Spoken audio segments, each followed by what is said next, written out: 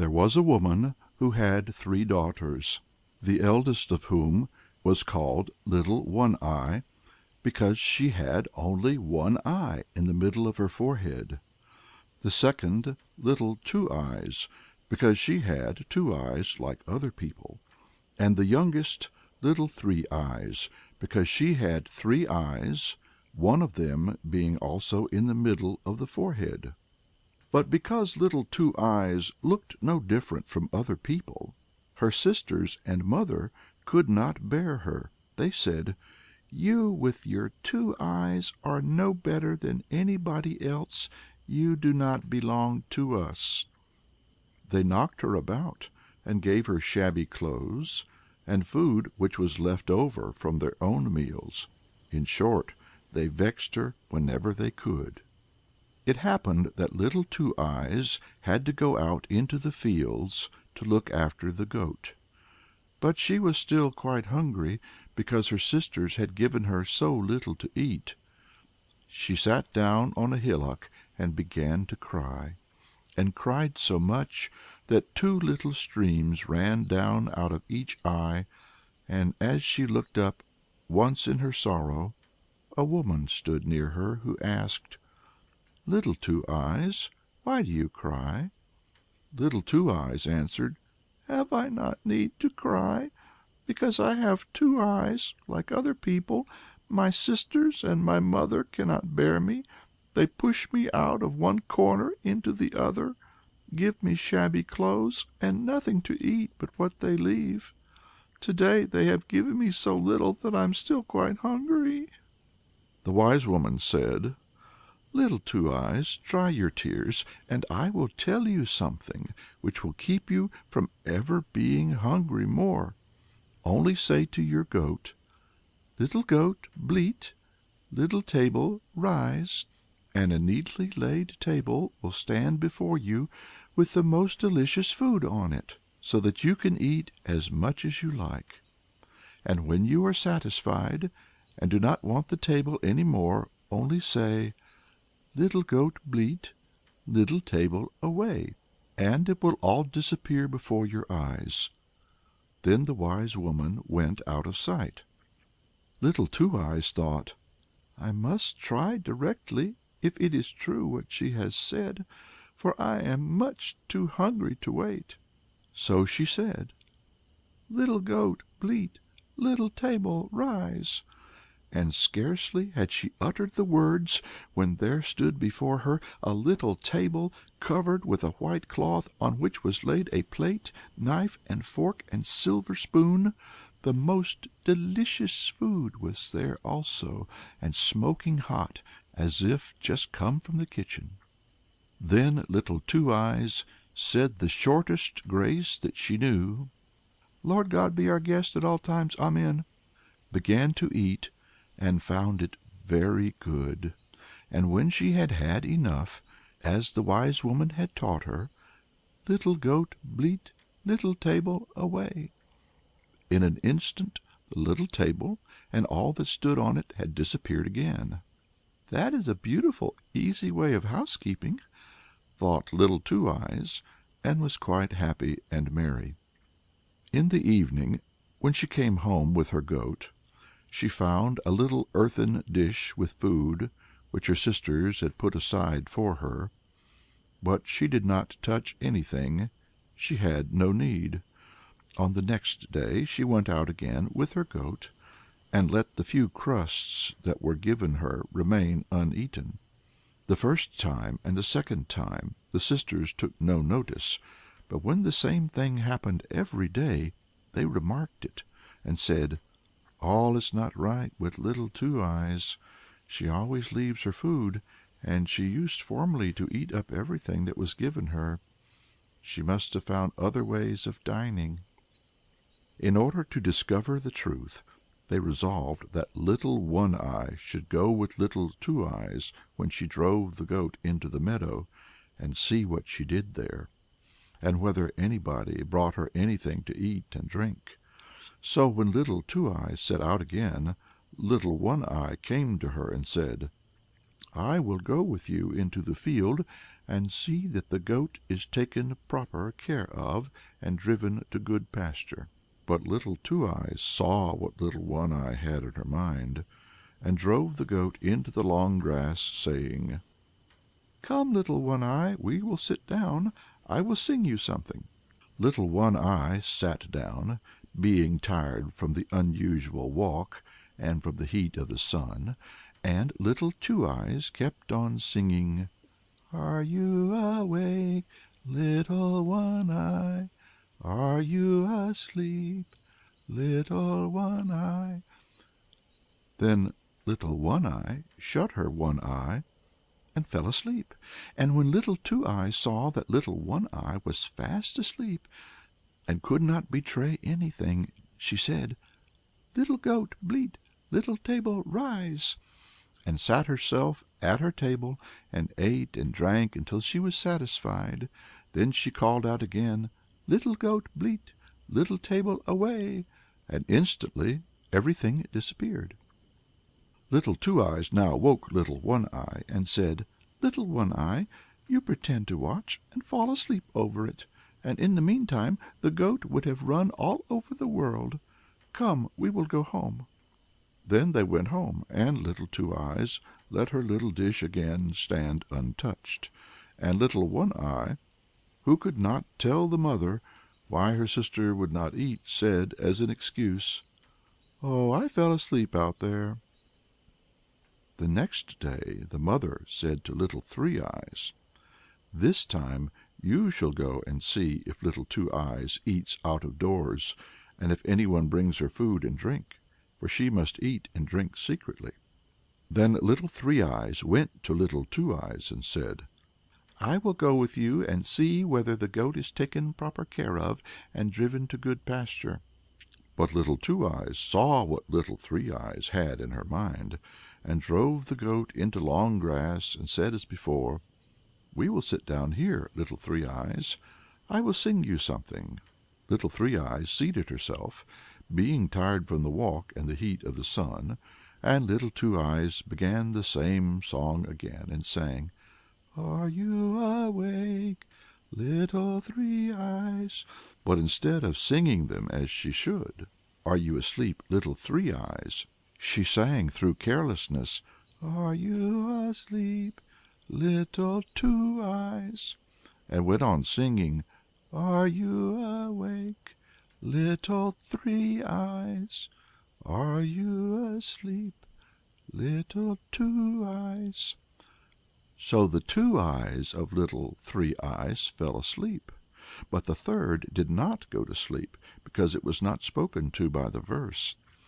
Little Three Eyes, to be sure, shut it and made believe to go to sleep, but only through slyness, for she winked with it, and could see everything quite well.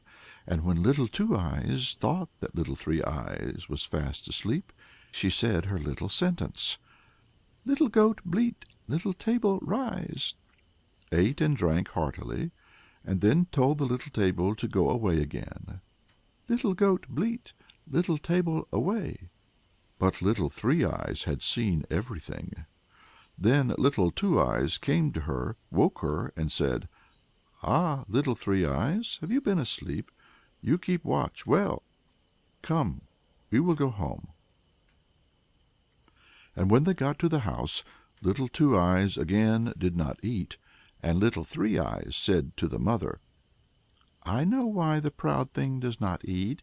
When she says to the goat out there, 'Little goat, bleat, little table, rise,' there stands a table before her which is covered with the very best food, much better than we have here, and when she is satisfied, she says, 'Little goat, bleat, little table, away,' and everything is gone again. I have seen it all exactly. She put two of my eyes to sleep with her little verse, but the one on my forehead luckily remained awake." Then the envious mother cried out, "Shall she be better off than we are?" fetched a butcher's knife, and stuck it into the goat's heart, so that it fell down dead. When little Two Eyes saw that, she went out full of grief, seated herself on a hillock, and wept bitter tears. All at once the wise woman stood near her again, and said, "Little Two Eyes, why do you cry?" "Shall I not cry?" answered she. "The goat, who every day when I said your little verse laid the table so beautifully, has been killed by my mother. Now I must suffer hunger and thirst again." The wise woman said, "Little Two Eyes, I will give you some good advice. Beg your sisters to give you the heart of the murdered goat, and bury it in the ground before the house door, and it will turn out lucky for you." Then she disappeared, and Little Two Eyes went home and said to her sisters, "Dear sisters, give me some part of my goat. I don't ask for anything good, only give me the heart." Then they laughed and said, "You can have that if you do not want anything else." Little Two Eyes took the heart and buried it quietly in the evening before the house door, after the advice of the wise woman. Next morning, when the sisters awoke and went to the house door together, there stood a most wonderful, splendid tree, with leaves of silver and fruit of gold hanging between them. Nothing more beautiful or charming could be seen in the wide world. But they did not know how the tree had come there in the night. Little Two Eyes alone noticed that it had grown out of the heart of the goat, for it stood just where she had buried it in the ground. Then the mother said to Little One Eye, "Climb up, my child, and gather us some fruit from the tree." Little One Eye climbed up, but when she wanted to seize a golden apple, the branch sprang out of her hand. This happened every time, so that she could not gather a single apple, though she tried as much as she could. Then the mother said, "Little Three Eyes, do you climb up. You can see better about you with your three eyes than Little One Eye can." Little One Eye scrambled down, and Little Three Eyes climbed up, but Little Three Eyes was no cleverer, and might look about her as much as she liked, the golden apples always sprang back from her grasp. At last the mother became impatient, and climbed up herself, but could not touch the fruit, just as Little One Eye or Little Three Eyes. She always grasped the empty air. Then Little Two Eyes said, "I will go up myself. Perhaps I shall prosper better." "You?" cried the sisters. "With your two eyes, what can you do?" But Little Two Eyes climbed up, and the golden apples did not spring away from her, but dropped of themselves into her hand, so that she could gather one after another, and brought down a whole apron full. Her mother took them from her, and instead of her sisters, Little One Eye and Little Three Eyes, behaving better to poor Little Two Eyes for it, they were only envious because she alone could get the fruit, and behaved still more cruelly to her. It happened, as they stood together by the tree one day, that a young knight came by. "Quick, Little Two Eyes!" cried the two sisters. "Creep under, so that we may not be ashamed of you," and threw over poor Little Two Eyes, in a great hurry, an empty cask that stood just by the tree, and pushed also beside her the golden apples which she had broken off. Now as the knight came nearer, he proved to be a handsome prince, who stood still, admired the beautiful tree of gold and silver, and said to the two sisters, "To whom does this beautiful tree belong? She who gives me a branch of it shall have whatever she wishes." Then Little One Eye and Little Three Eyes answered that the tree was theirs, and they would break off a branch for him. They both of them gave themselves a great deal of trouble, but it was no use, for the branches and fruit sprang back from them every time.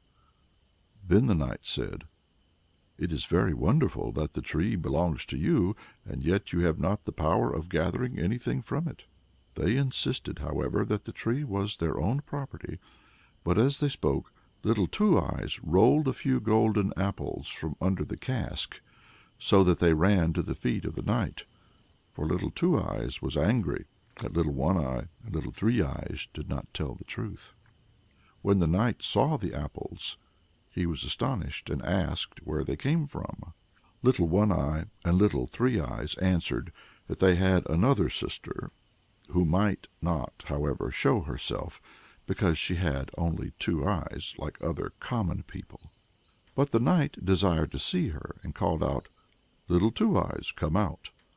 Then Little Two Eyes came out of the cask, quite comforted, and the knight was astonished at her great beauty, and said, "You, Little Two Eyes, can certainly gather me a branch from the tree." "Yes," answered Little Two Eyes, "I can do that, for the tree belongs to me." And she climbed up, and easily broke off a branch, with its silver leaves and golden fruit, and handed it to the knight. Then the knight said, "Little Two Eyes, what shall I give you for it?" "Oh," answered Little Two Eyes, "I suffer hunger and thirst, sorrow and want, from early morning till late evening. If you would take me with you and free me, I should be happy." Then the knight lifted Little Two Eyes on to his horse, and took her home to his paternal castle. There he gave her beautiful clothes, food, and drink, as much as she wanted, and because he loved her so much, he married her, and the marriage was celebrated with great joy. Now when Little Two Eyes was taken away by the handsome knight, the two sisters envied her very much her happiness. "The wonderful tree remains for us, though," thought they, "even though we cannot gather any fruit from it. Every one will stand still before it, come to us and praise it." But the next morning the tree had disappeared, and all their hopes with it. Little Two Eyes lived happy a long time. Once two poor women came to her at the castle and begged alms. Then Little Two Eyes looked in their faces, and recognized her sisters, Little One Eye and Little Three Eyes, who had fallen into such poverty that they had to wander about and seek their bread from door to door. Little Two Eyes, however, bade them welcome, and was very good to them, and took care of them, for they both repented from their hearts the evil they had done to their sister in their youth.